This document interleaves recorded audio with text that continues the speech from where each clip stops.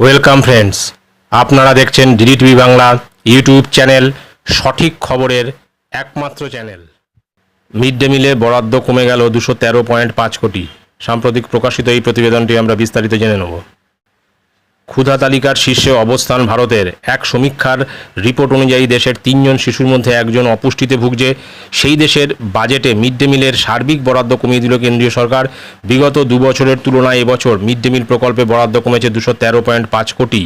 এই প্রকল্পের মাধ্যমে স্কুল পড়ুয়াদের স্কুলে দুপুরে রান্না করা খাবার দেওয়া হয়। প্রকল্পের নাম প্রধানমন্ত্রী পোষণ শক্তি নির্মাণ বা PM পোষণ রাখা হলেও এত কম টাকায় কোনো পোষণই হচ্ছে না বলে জানাচ্ছেন শিক্ষকরা।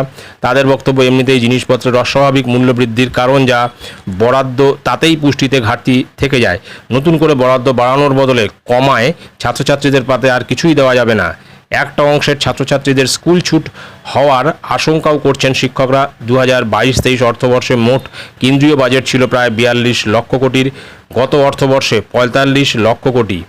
2024-25 বছরের বাজেট 48.2 লক্ষ কোটি, অর্থাৎ বাজেটের বহর বেড়েছে কিন্তু বরাদ্দ কমেছে মিড ডে মিলের। 2022-23 অর্থবর্ষে PM পোষণ বরাদ্দ ছিল 12,680.97 কোটি। 2023-24 অর্থবর্ষে বরাদ্দ করেছিল 11,600 কোটি, কিন্তু সংশোধিত বাজেটে তাতে কমিয়ে 10,000 কোটি করা হয়েছে। আর বর্তমানে 12,467.39 কোটি, অর্থাৎ যা বিগত 2 বছরের তুলনায় 213.5 কোটি কম। 2022 সালের 1 অক্টোবর থেকে মিড ডে মিলে পড়ুয়া পিছু বরাদ্দ প্রাথমিকে 5 টাকা 45 পয়সা এবং উচ্চ প্রাথমিকে 8 টাকা 17 পয়সা। এহেন মূল্যবৃদ্ধির বাজারে এই সামান্য টাকায় পুষ্টিকর খাবার তুলে দেওয়া একেবারেই অসম্ভব বলে জানাচ্ছেন শিক্ষকরা। কলকাতা জেলা প্রাথমিক শিক্ষা সংসদের চেয়ারম্যান কার্তিক মান্না বলেন, বরাদ্দ কমিয়ে কেন্দ্রীয় সরকার এটাই প্রমাণ করলো যে তারা ছাত্রছাত্রীদের পুষ্টির বিরুদ্ধে। এর ফলে স্কুলে প্রাথমিক স্তর থেকেই ড্রপ আউট শুরু হবে। বঙ্গীয় প্রাথমিক শিক্ষক সমিতির সাধারণ সম্পাদক আনন্দ হান্ডা বলেন, যে দেশের অবস্থান ক্ষুধা তালিকার শীর্ষে, যেখানে দেশের প্রতি 3 জন শিশুর মধ্যে একজন অপুষ্টিতে ভুগছে, সেখানে ছাত্রছাত্রীদের মুখের গ্রাস কমিয়ে দেওয়া অত্যন্ত লজ্জার। দেশের 12 কোটি শিশুর প্রতি কেন্দ্রের এই বঞ্চনা ও নিষ্ঠুরতাকে ধিক্কার জানানোর ভাষা নেই। তিনি শিশুদের পুষ্টির জন্য অবিলম্বে বরাদ্দ বৃদ্ধি করে প্রাথমিক এবং উচ্চ প্রাথমিকে মাথাপিছু 20 টাকা করার দাবি জানান। তো এটা ঠিক মিড ডে মিলে যে খাবার দেওয়া হয়, পুষ্টিকর খাবার, যতটুকু পুষ্টিকর খাবার দেওয়া হয়, তো সেই মিড ডে মিলের জন্যই কিন্তু স্কুলগুলিতে কিন্তু ছাত্রছাত্রী ভরে যায়।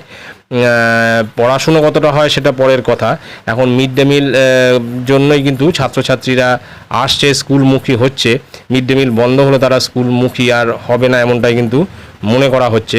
অর্থাৎ তখন পড়াশুনো হোক বা না হোক, তারা স্কুলমুখী হবে না, এমনটাই কিন্তু জানা যাচ্ছে। এবং মিড ডে মিলের বরাদ্দ কমিয়ে দেওয়ার কারণে কিন্তু আরও পুষ্টিকর খাবার তাদের পাতে দেওয়া যাবে না এবং তারাও স্কুলমুখী হবে না, হয়তো স্কুল ছুটের সংখ্যা বাড়তে থাকবে।